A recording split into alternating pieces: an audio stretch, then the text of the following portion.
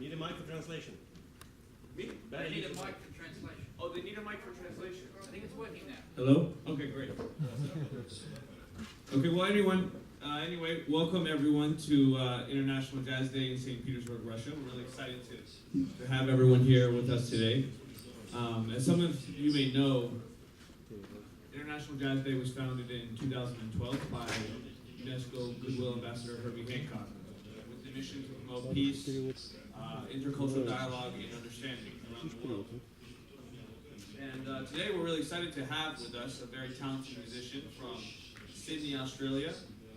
So without further ado, please join me in welcoming James Morrison.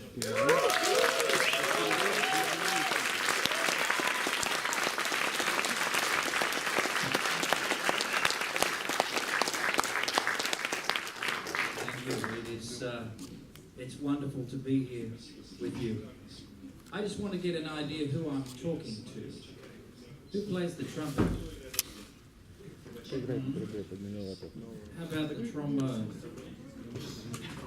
Saxophone? Piano? Drums? Bass? Guitar? Once I asked who plays the bagpipes, there was one person. Does anyone play the bagpipes? And often there's not at jazz things. All right. I'm with a short time like this. We have 1 hour, so we're going to talk about music, about jazz. You know, we can touch on so little, but I think we can get to some really important things. But I like to have lots of questions because I could talk about just one aspect of music from now until Saturday, and I still might not talk about the one thing you want to know. So if you ask questions, I know I'm talking about something that is relevant. Okay, but I think first I should play something because, I don't know, we're musicians, we should have some music.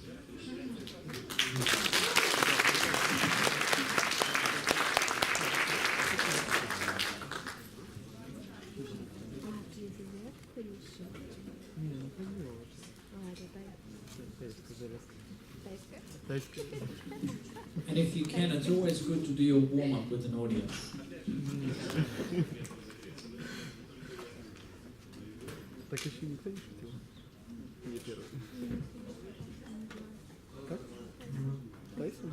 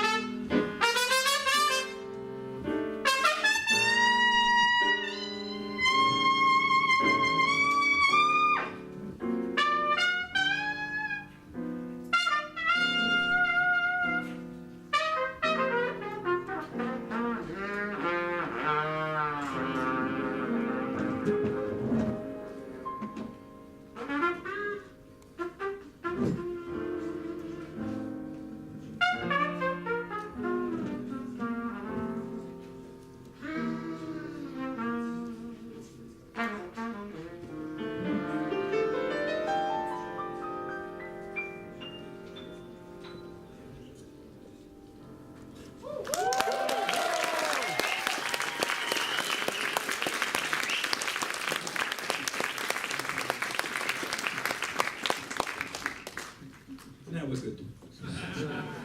Just a little music to start. Just feel.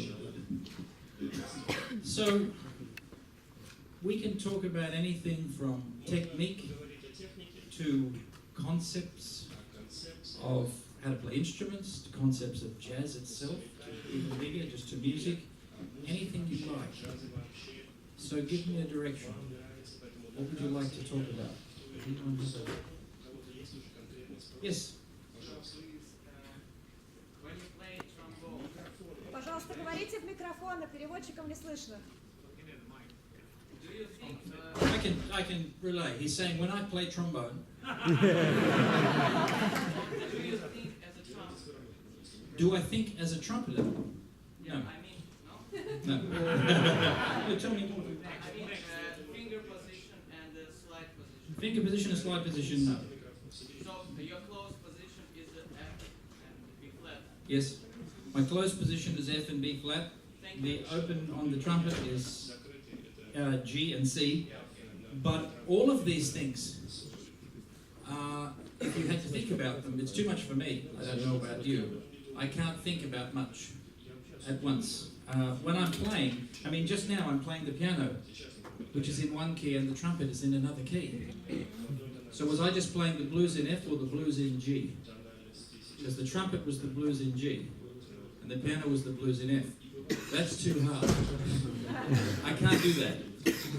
What I can do is listen and say, what do I want to hear? Now, I haven't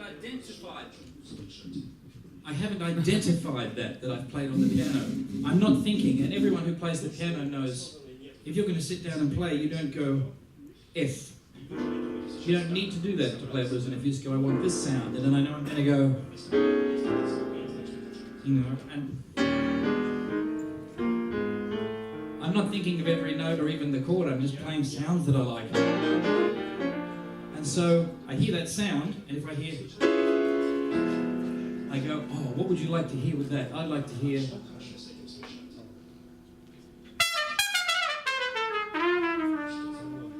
What notes was that? I mean, I could tell you, but it's not what you're thinking at the time, you're just singing. So when I hear that sound, and I hear this sound, I play that sound.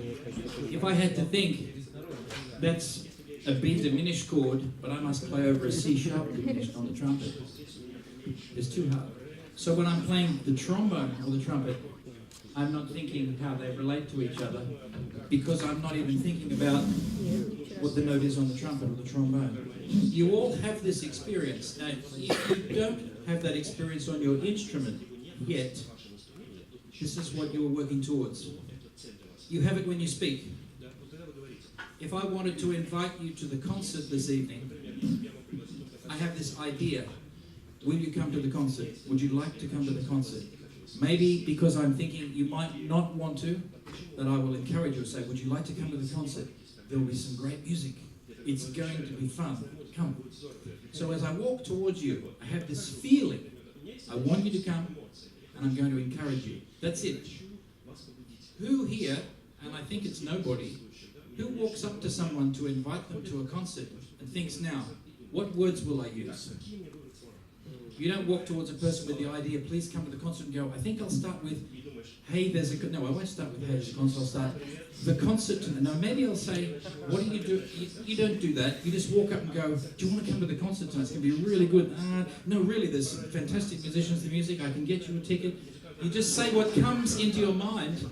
You don't think the words. You use them all. And if someone said to you, well, how are you saying those words? Because you have to put your tongue in the right place and say the right things, otherwise it blah, blah, blah, blah, sounds like that. You must be organizing this. You go, I'm not even thinking what the words are, let alone how to say them. I'm just thinking the idea. The feeling is come to the concert. That's it. And the words you need just come out. Why? Because you have been speaking all your life. You do it every day, you do it all the time. Communication is the most fundamental thing we do all the time. So when you have spent enough time with this or that or this, it starts to become fundamental. You just go, what do I want to say? And that's what comes out.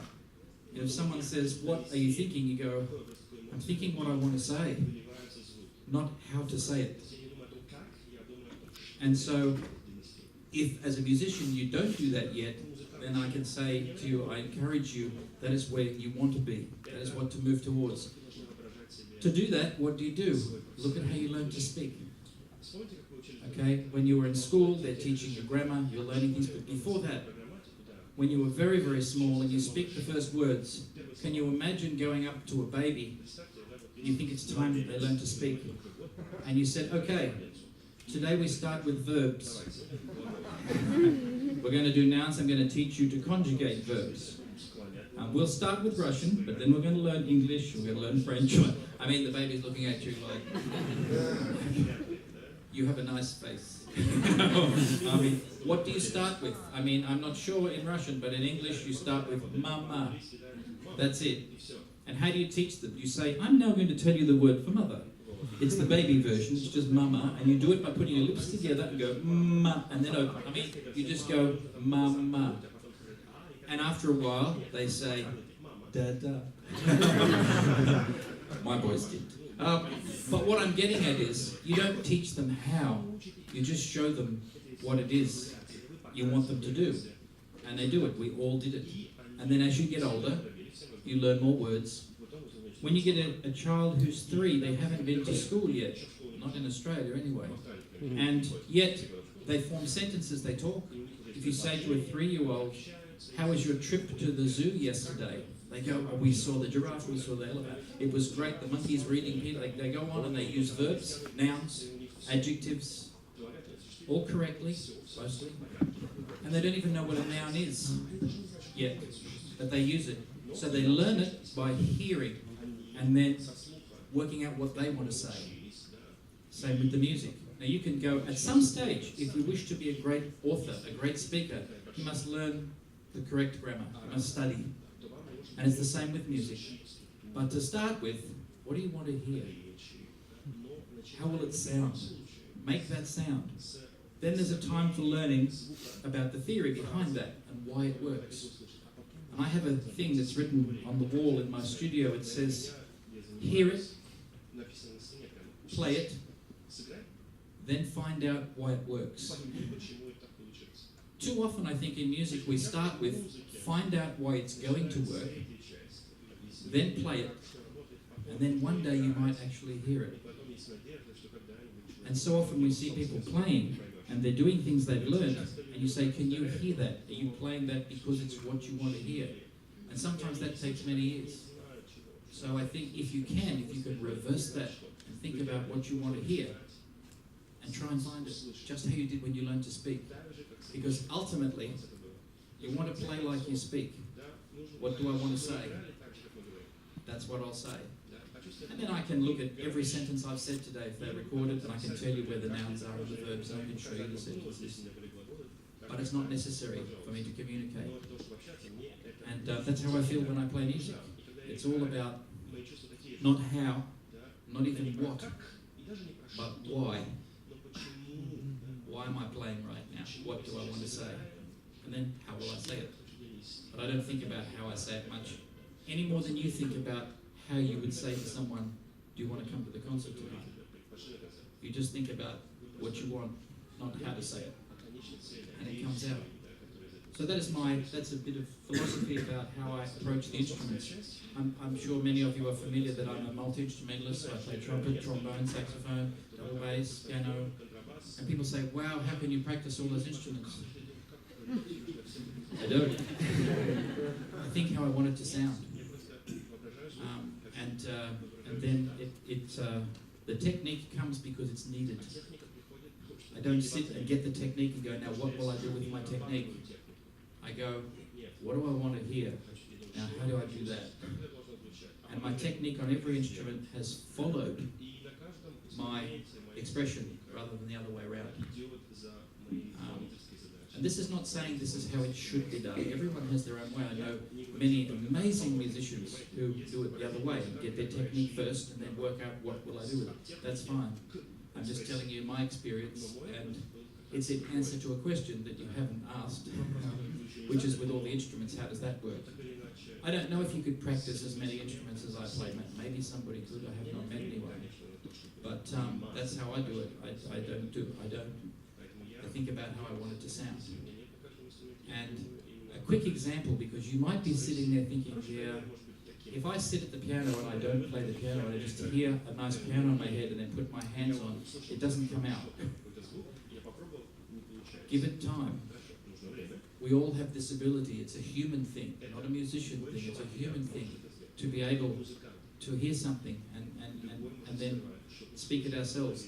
If I said to you, make this sound, hip, everyone here can do that.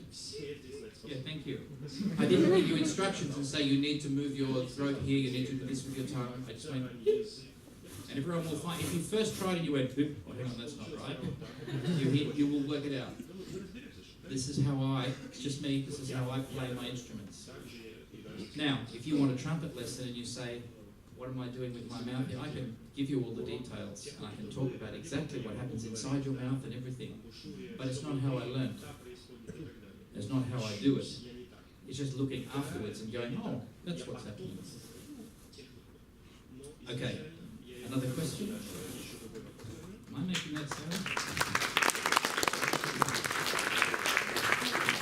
That was a good question. Something else, what would you like to talk about? Yes? Have I ever learned classical music?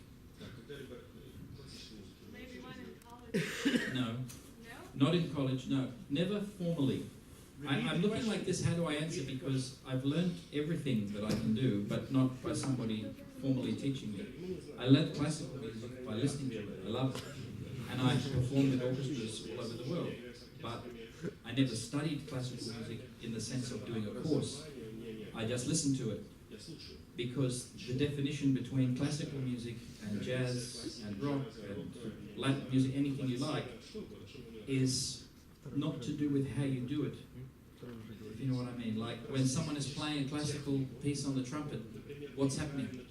You're hearing sound coming through this pipe that moves you. When someone is playing jazz, you're hearing sound coming through this pipe that moves you. The difference is a stylistic thing about how did the music come about maybe, or a composer sat down and wrote it, whereas with the jazz maybe I'm improvising. But the physical thing of how to do it is the same. There are different styles and stylistic things, but they're small. So,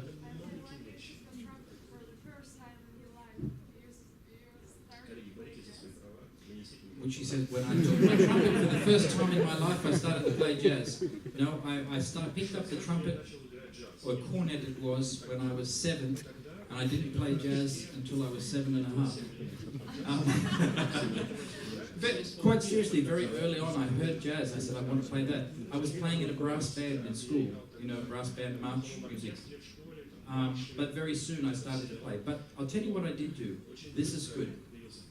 The very first day, I think this is why I ended up like I am, which is the very first day. Imagine this at school, and we're all 7, and we're joining the school band. And the bandmaster says, right, everybody pick up an instrument, and we're all beginners, so no one has played before. And he says, stick your tongue out. He says, now pretend there is tea on the end. You know, tea leaf? Yeah? And spit it off. Sorry. And he says, now keep blowing. He says, right, now do that in here. He went, okay. Now if you got a sound, he says, you're in the band. If you didn't get a sound, he says, you're in the band, but you're on drums. That's what he said.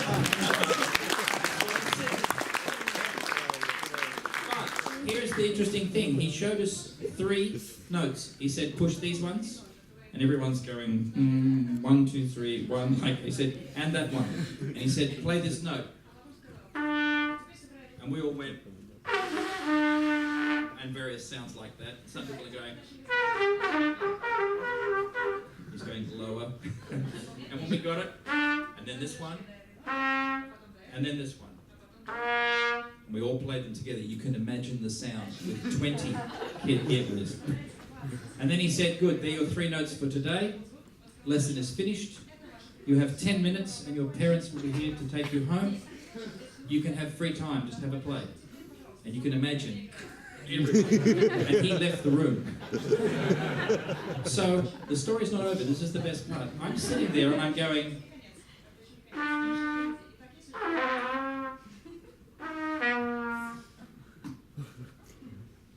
that's a song.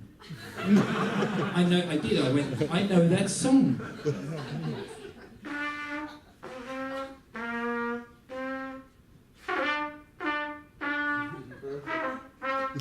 You know the song? You've heard this? There's a nursery rhyme. And I went, that's it. And I went, but I didn't do it that fast. And I went, I can play a song. So I quickly grabbed my friend. I said, Robert, come here. Matthew, come here. Quick, watch, play this one. And they looked and I said, play this one. Now this one. Now this one. And then now 3 of this one. Ba, ba, ba. Keep them down. It's easier. Because I was going, ba, ba, ba.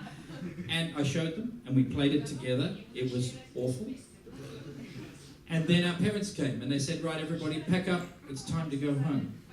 And I said, wait, listen to this. I said, quick, stand here. And we stood, Matthew, Robert, and I. I said, ready, set. I didn't know how to count in.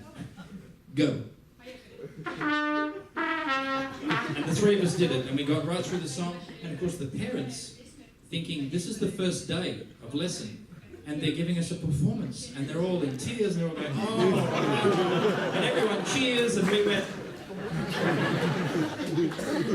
And that was it. And we went home. This is really important. And if you were a teacher, I really, really recommend this. What was so important was the first day we had input and output.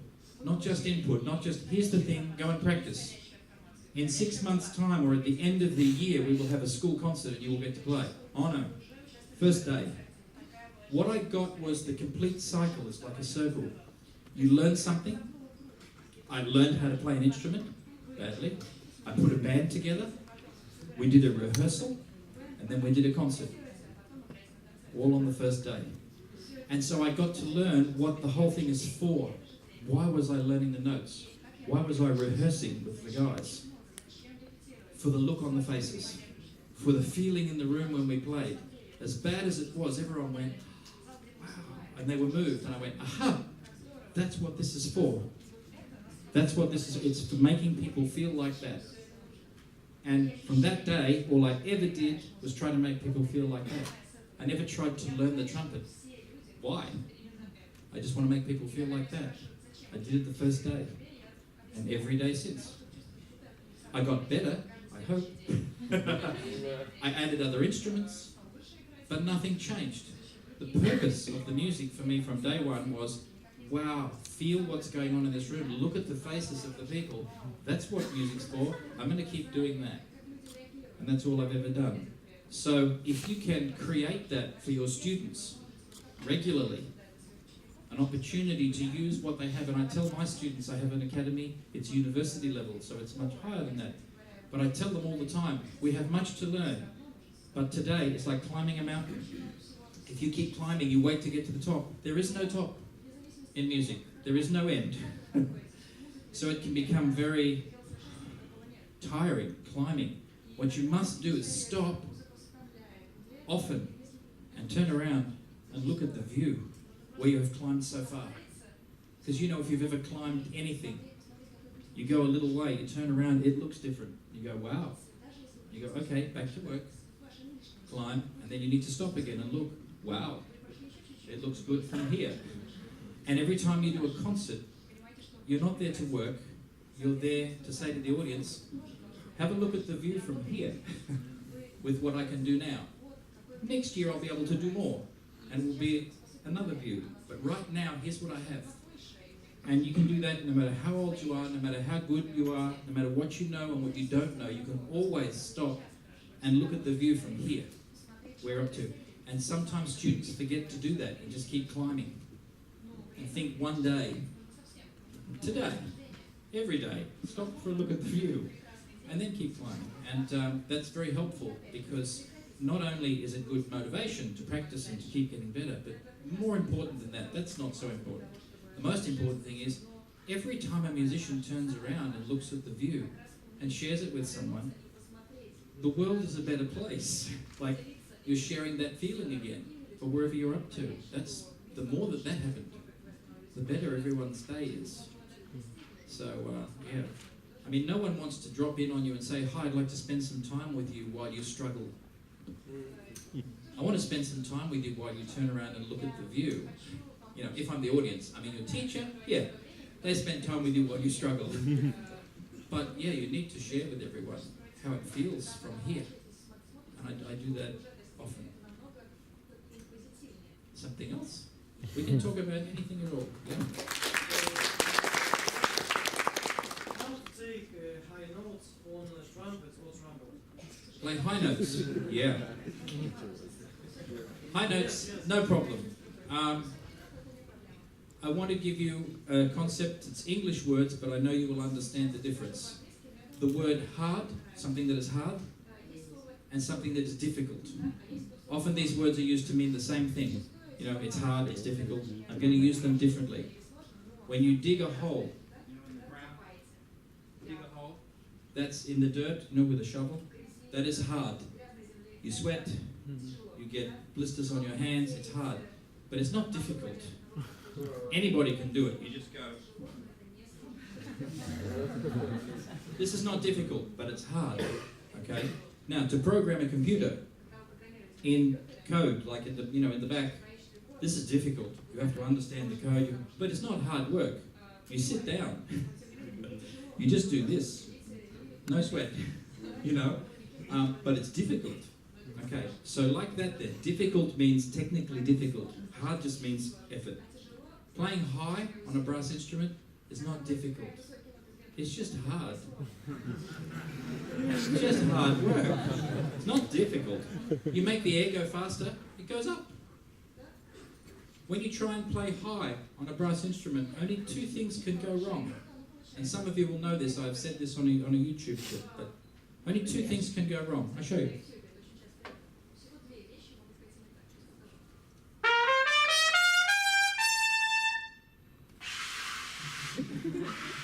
Ever done that? All that's going wrong is you're pulling back. Okay?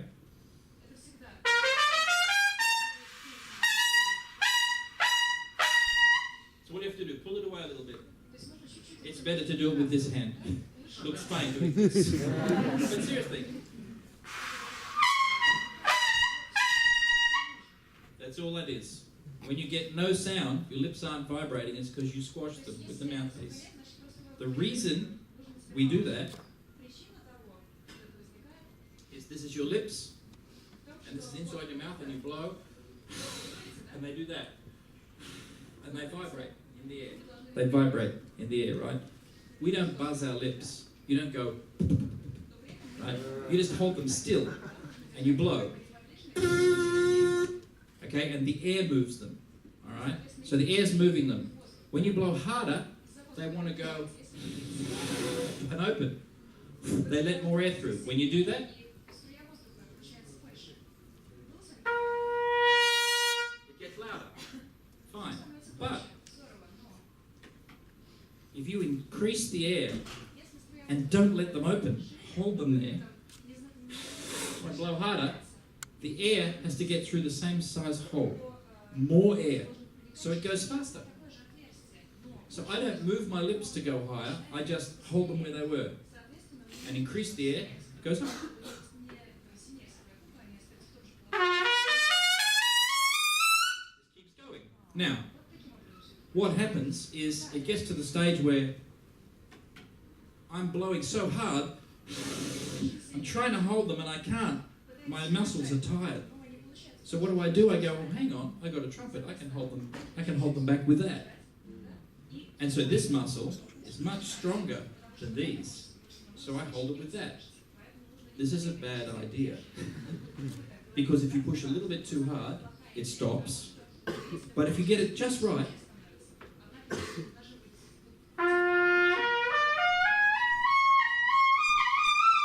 can play, but it's a thin sound. It's hard to control.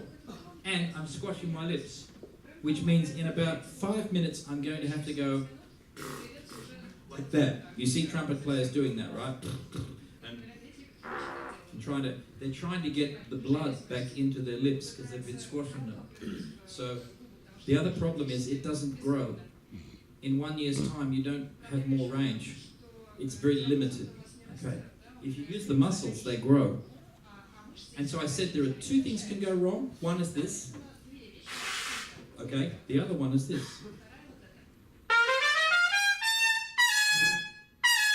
It goes down and goes loud. It goes down and loud. You can guess what's happening, right? The lips blow harder. It goes up, and then finally, instead of pulling back, they open. Because I can't hold them. When they open, more air comes out. So it gets louder. But the air slows down because the hole is bigger. So it goes down. This is good technique, just not strong enough muscles. So keep doing it. The other one, pull back, don't keep doing it. That's all there is to it. Just accelerate the air, keep your lips where they were, it goes up. What is the limit? The limit is either I can't blow any harder or I can't hold my lips any longer. That's it. Yeah. And that's why, is a trombone in there, yes? May I? Well, yeah, or anyone's trombone. You asked the question, you want me to use yours? I see you have a trombone there. You can take it out for me. Yeah, just do it there. Just take the trombone out of the case. Oh, okay. You.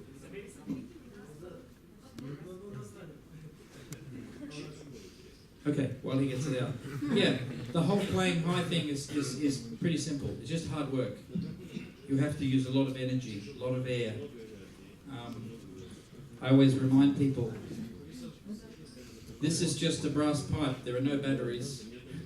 It doesn't plug in. So all of the energy you hear.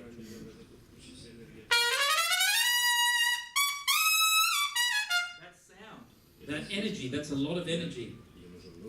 There's no chord.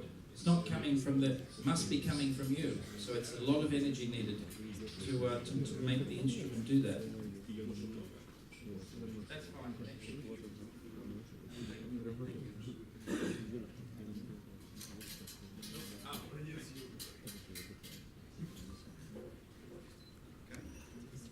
So it's exactly the same on the trombone. There is no difference.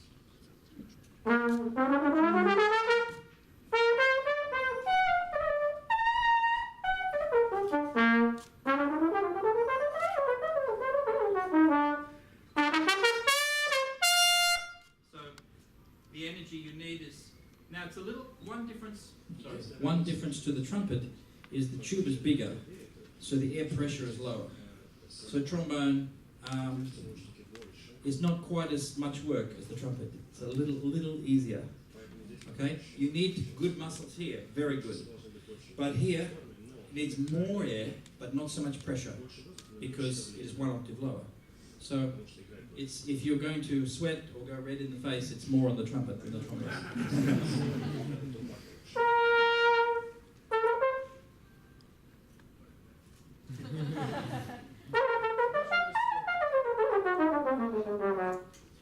The other thing about playing a brass instrument, I just want to say, is you must hear what you want to play before you play it. So I'm just getting to know your trombone now. I think I've found where it's at. Like it's very different to mine. But I must hear first what I want it to sound like. I mean, we all know that, but I mean, I want to urge you to hear better. If you want to play...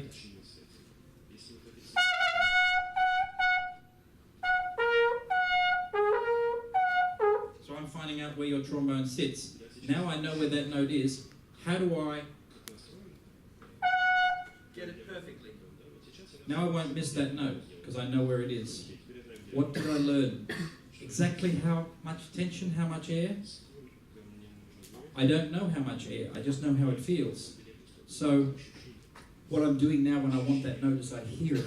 I hear how it sounds on your trombone. And then I know what to do, because my subconscious has remembered exactly how that feels. So, when I say to you, if you want to play, even on the trumpet, a note like...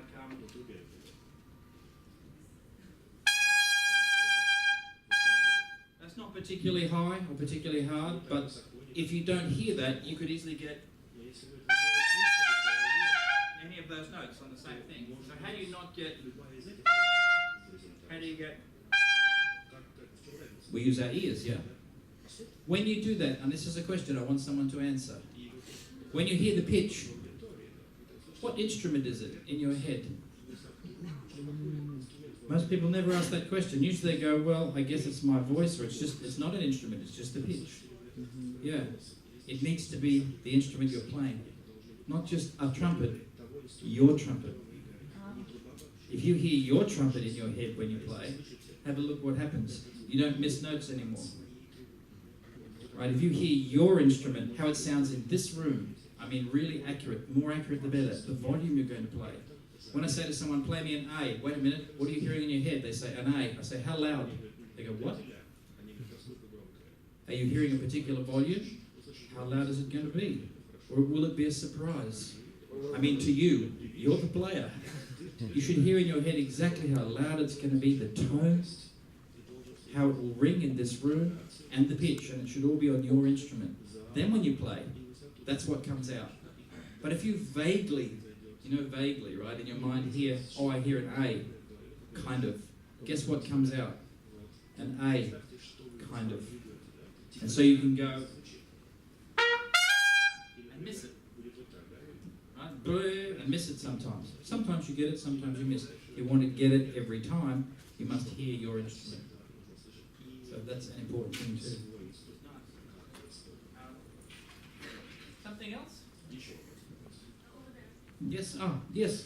How is it possible to get into the orchestra? How is it possible to get into the orchestra? to get into the orchestra? Oh, into my orchestra? Play really good. Do you know what? No, it's an interesting question. How is it possible to get into any orchestra? Because there's the same for mine as any. You have to be heard. You know, my advice often to young musicians particularly is play everywhere you can, take every opportunity and be heard, because performing first, of course, is great experience, but you never know who's listening and who will talk about it. And when if I said to some people here, yeah, it's I'm going to go to a jam session tonight, and they were talking about you, what do you play? What instrument? Trumpet. And they said to me, you've got to hear this trumpeter. What is your name? Ilya. They say, you have to hear Ilya play the trumpet. Oh, I would go, okay, I got to hear this guy. You know what I mean? Why would they be talking about you? Because you're playing a lot, because they hear you, because it's good. But if you just practice in your room at home, nobody knows. So get out there and take opportunities to play. Some of the best opportunities I got in my career came when I didn't expect it. I mean, if Herbie Hancock says, I want to hear you play, you think, yeah, this is important. But what about when my local school, when I had left, we have what we call primary school. It's the young school, and then you go to high school. I'm in high school, so the primary school is like, they're little. They had their band playing for a local thing in the town, and they said, would you please come back to the school and play with the band? This doesn't sound very important, right? But, I mean, it's nice to help them, but it's not like this is my big career move. I'm going to go and play with the primary school band. So I went and played, and there is a family there who are walking around this square and with ice cream, and the father runs a band that plays at the best jazz club in Sydney. Now, this is when I was in high school. And he comes past and he hears the school band and he thinks, yeah, it's a primary school band. But who's the guy on trumpet, the older guy? And he hears me, so he comes over and he gets my telephone number. Next thing you know, I'm in his band playing at the jazz cellar in town. And I got to audition for that by playing with the little kids' band for their school thing. Never would have known. So many times in my life that has happened that I know now, I don't judge, oh, is this important or isn't it? I go, it's a chance to make music. I will make music. And most of all, always remember, I was playing my best. I wasn't thinking, well, it's just the kids, it's fine. I can just cruise, it'll be good. I went, oh yeah? And he heard that. I wouldn't have known he was there. So how you get into any orchestra is always, of course, always, if it's worth picking this up, it's worth playing like it's the most important gig you ever did, because it might be. Or take the opportunities to play whenever you can. And people will hear you, and if you're good, or people like it, is a better way to put it, I think, then people will talk about it, and next thing you know, your opportunities start happening. And if you particularly want to play with someone, like you're talking about my orchestra, then, I mean, these days it's easy. I would send me something to listen, and people, do that, and I go, wow, listen to this. We have to find a chance to play together. So, something else? Yes? When you or your students learn every new jazz standard, perhaps you have some system for it to get it done faster, because if you want to be a professional musician, you got to know a lot, and you got to have a system, certain steps. Yes, he's saying when we learn new songs, learn jazz standards, is there a system that I use for learning new repertoire? The main thing I do with my students is get them to listen. There's a great temptation to say, right, I must learn this new song, get the music, start playing. I go, don't start with that, start with listening to it. If you're going to learn, Scrapple from the Apple, then go onto YouTube or Spotify and just find 10 versions of it and listen to them. And listen to it while you're doing other things. I mean, you only have so much time you can practice in the day, but maybe you have to catch a bus somewhere, maybe you have to drive, maybe you have to cook dinner, whatever. You can listen to music while you're doing that. You can't play the saxophone. So listen, listen, listen. And when you get to know the song so you can sing it, so you go, I know this song, then when you pull the music out, it doesn't take very long at all to learn it. It's very, very quick. Much faster. Yeah. Know the song first. Yeah. Yes?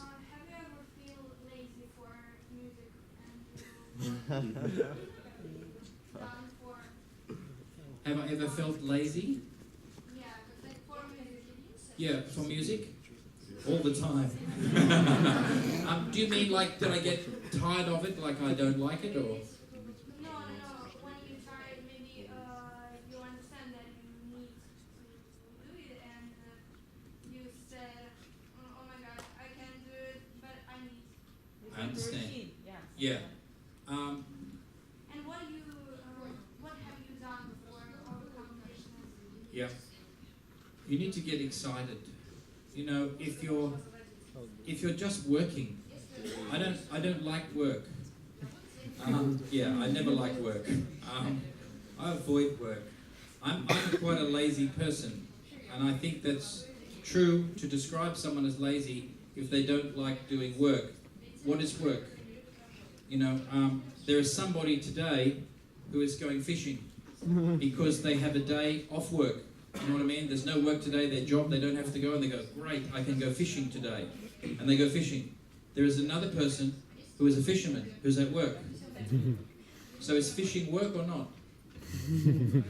And it just depends on whether you want to do it. If you want to go fishing, it's not work. If you have to go fishing and you want to do something else, it's work. So I don't do work much.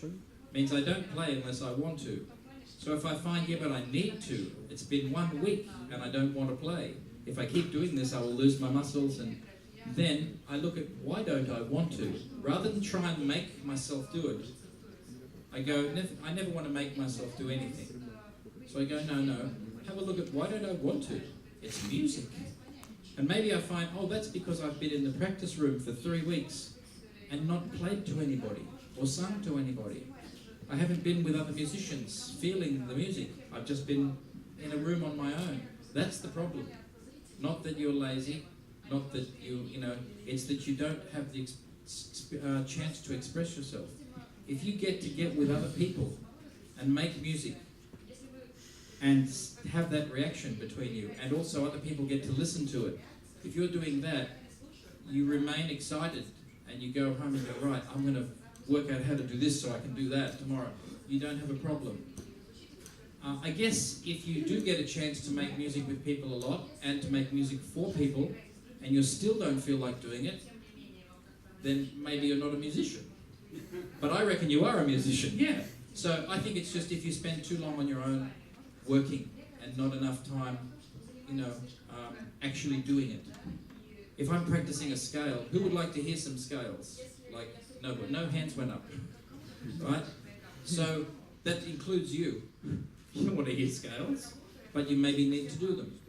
So how long will you do scales for? And you say, oh, 1 hour. Okay? On Monday, on Tuesday, on Wednesday, on Thursday. When will you make some music? Like actually make people feel different. And you say, oh, I do that on Friday night. For how long? 1 hour. So you're going to do 5 hours not making music and 1 hour making music. This is a bad ratio. I'd swap it around. I'd do 1 hour getting ready and 5 hours making music. But I'd at least make them even. So if you're going to spend half an hour doing scales, you need to find somewhere that you can spend half an hour making music with somebody. Even if it's just your friend, and say, let's play some tunes together. You don't need a big audience, one person is enough. But you can feel something then from the music. I make sure I do as much making music as I would getting ready to make music, because playing scales is getting ready. And it's not that it's bad, it's just that if you do it a lot, you get lazy for music, as you said. You're not lazy for music, you're lazy for practice. Yeah. I don't think anyone ever gets lazy for music. And the other thing is, I don't think you should practice too much. And that usually, doesn't, people go, what? I'll say it again. I don't think you should practice too much. I do as little practice as I can. Because repetition, I'll be careful saying this, repetition is the mother of skill. What you do many times is what you become skilled at. That's why we practice, right? I do it many times, I get skilled. So think about this. If you practice a lot, what will you become good at? Practicing. If you practice a lot, you become really good at practicing. If you perform a lot, you become good at performing. There are a lot more careers performing than practicing. People don't want to hear you practice. So you might go, yes, but to be able to perform, I have to practice. I don't think so. I think you have to play. Who has done this? You're sitting in your practice room. You're sitting in your practice room. You have some music in front of you. And you're practicing. And you're going...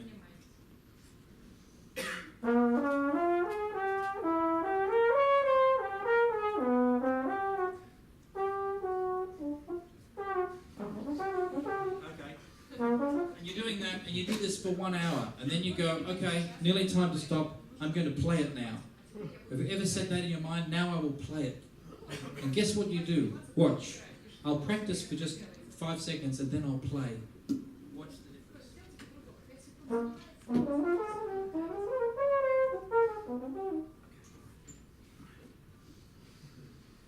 You see the difference? Everybody's done this, right? So you're going to spend an hour doing this, which you never want to do in front of anybody, and you're going to spend 3 minutes doing this, which is what you actually want to be good at. Think about it. This is a bad idea. You want to spend a couple of minutes going...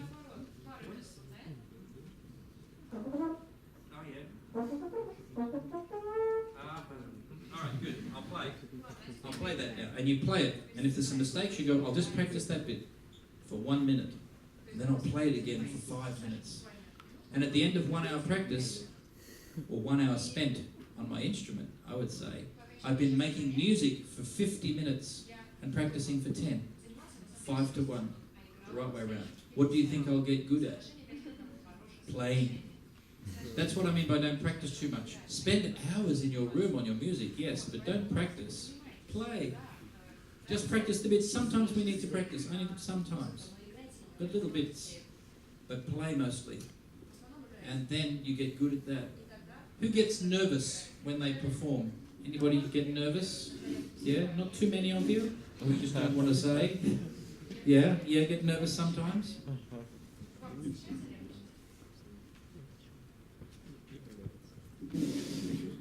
One of the reasons we get nervous is doing something that either we're unsure of, or more often that we're not used to. Okay? If I said to you, I want you to play a bassoon concerto this evening. You might be nervous. I would.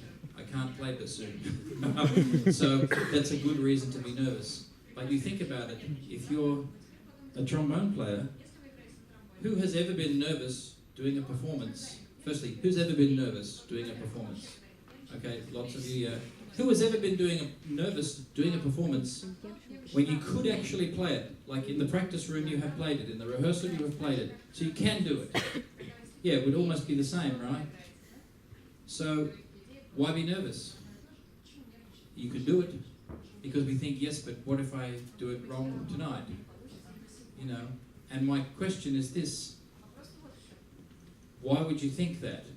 You say, well, because it's a performance, because now it matters.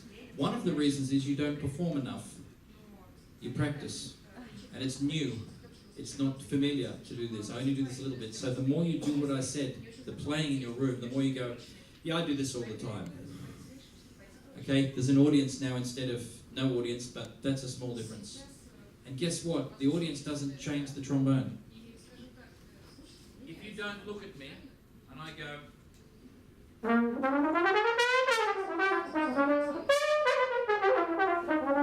and then you do look at me,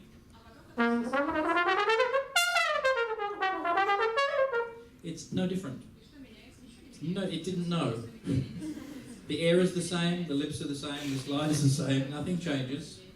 Okay, this changes, I go, oh, they're watching now. So, it's what you think. And if you can stand on your own and go,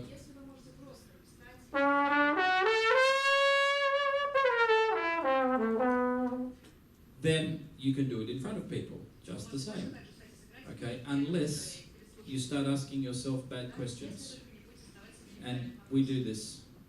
Before the performance starts, you're saying, why do I always miss that note? This is a really bad question. Because why do I always miss this note? Guess what the answer is? You always miss this note because, and then something, who cares? You always miss the note. If you ask a question, how could I get that note tonight? The answer is, you could get the note tonight by, and then do more practice, get a better trombone, get a better teacher, move to another city, I don't know, change your hair colour. It doesn't matter. You could get the note. All those things, the reason I say they don't matter is they're just your beliefs. They may not be true. It doesn't matter. If you ask the question, why will I get the note tonight? Guess what your subconscious answers? You will get the note tonight because, and then whatever you believe, why you would get the note tonight. But the important thing is you will now get the note.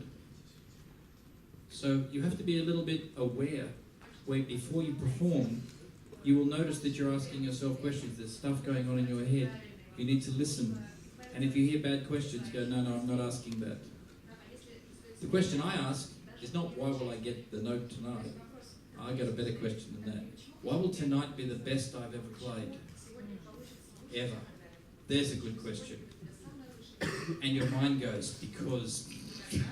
you just get excited, you don't get nervous. One of the really good reasons tonight will be the best you've ever played is experience. We all know experience, right, is something, when someone is very good at something, we often say they're very experienced. Can anyone tell me, when have you had more experience than you've got today?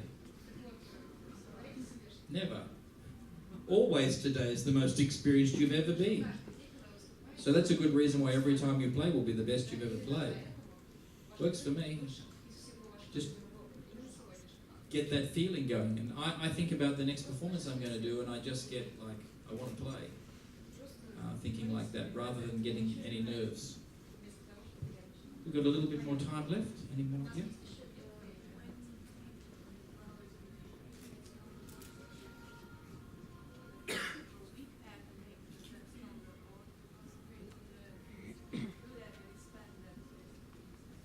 Ooh. This lady has asked, when you want to grow as a musician, do you think it's better to concentrate on the things you are weak at and make them better, or concentrate on the things you are strong at and expand them? Do you know, it depends a little bit on what stage you are at. If I was talking to a young child who has been playing for 1 year, I would do both, of course, but yeah, I would want to look at the weaknesses. As you become better and you become more mature as a musician, you have to look at why those things are weak. Is it because they don't interest you? Because they're not part of what you want to be as a musician? Why are these other things so strong? Because you have a passion for them? Then I would go and expand them. Because we're not all going to sound the same or do the same things. And usually my advice is follow what gets you. You know, when you're very young, yes, we tend to guide people much more and say, you need to learn all of this. But as you mature as a musician, and as you said, grow, I think it's there comes a time when you need to really, really focus on what you're passionate about and get advice. If you said, I'm really passionate about this, and I said, well, to be able to do that, you will need this. I know because I've already done it. That's for the advantage of asking someone who's further along than you are. Then yeah, you might have a weakness you need to work on. But generally speaking, unless you're talking about some specific thing, then I always go with what I'm passionate about. There are lots of things I can't do. I just don't need to be able to do any of them to make the music I want to make. And there's other people who have other strengths, and they can't do some of the things I can do, but they can do other things. And that's why music's so great. It's individual, and everyone has their things they're passionate about. And that's all I want out of any musician, or any music I listen to. I have music that I like more than others, but that's taste. But what I really want is to hear passion, to hear someone really expressing themselves. And if I had a choice between hearing someone who's got some technique that needs work, and they don't really know the song well enough, but they're just loving it, and someone who is expert, but is looking at their watch and going, this will be finished in time for lunch, I think, I would rather hear the first one. I have more chance of being moved by that. I don't think music is about, we can use technique, but it's not about technique, of course. It's not about it being right. It's about whether it gets you. I told some young musicians yesterday this. You know, probably the most famous sculpture I've ever heard of was the sculpture that Michelangelo did of David, called it, right? Now, do you think anybody who's ever been to see that walked up and looked at it and said, wow, what hammer did he use? You know, to do the sculpture? That just doesn't come into your head. He needed one. Without a hammer, there's no sculpture. And he needed to be really skilled with it. But no one looks at it and goes, I wonder what hammer, what chisel was it? Do you think the hammer was 5 pounds or 7? You look at the sculpture, not the hammer that made it. I feel like that about music. Yes, you must have a hammer and you must know how to use it. But no one's interested in the hammer. They want to see what you make with it. And that's what I always focus on. What do you need to make that? Never mind about the hammer. So, we just have a few minutes left.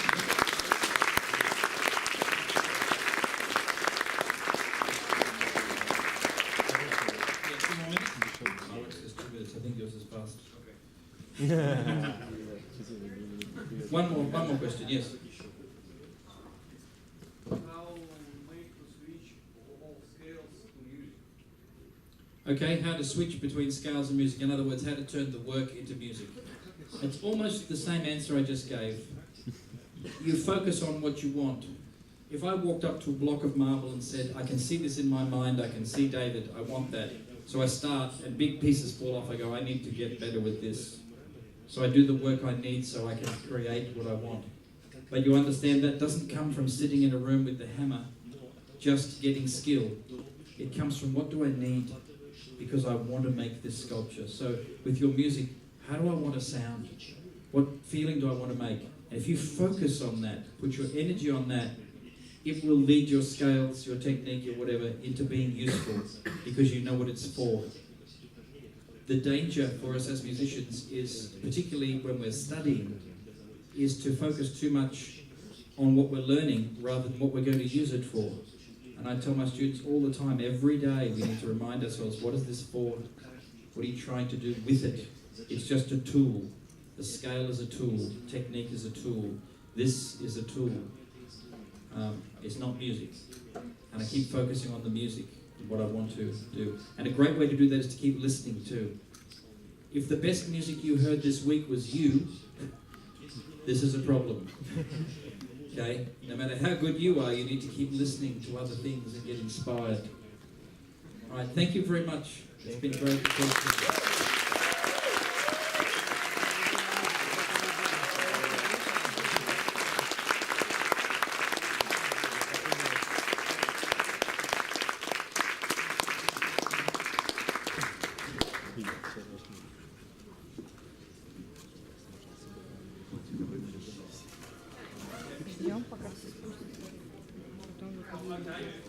If everyone can just stay in their seats for 30 seconds, I'm sure there are a lot